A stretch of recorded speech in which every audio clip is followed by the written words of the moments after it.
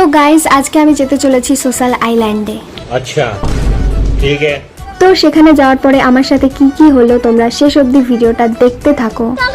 তো সেখানে গিয়ে দেখি লোকজন শুধু বাজনা বাজাতেই ব্যস্ত, তো আমিও লেগে পড়লাম তাদের সাথে তবলা বাজাতে। ভাবিনি বাজনা বাজাতে বাজাতেও আকাশে ওড়া যায়। ছোটবেলায় অনেক শখ ছিল যে আকাশে চড়বো, পাখির মতন উড়ে বেড়াবো, তবে আজকে এখানে এসে আমার সেই শখটা পূরণ হয়ে গেল। তবে তার এই বাজনা বাজাতে বাজাতে উপরে ওঠা দেখে আমারও মনে শখ হলো যে আমিও উঠবো ভাই। আমি আকাশে উঠতে উঠতে দেখি জলের নিচে চলে গেছি সাঁতার কাটতে। আরে আরে ভাই, আমি সাঁতার কাটতে পারি না।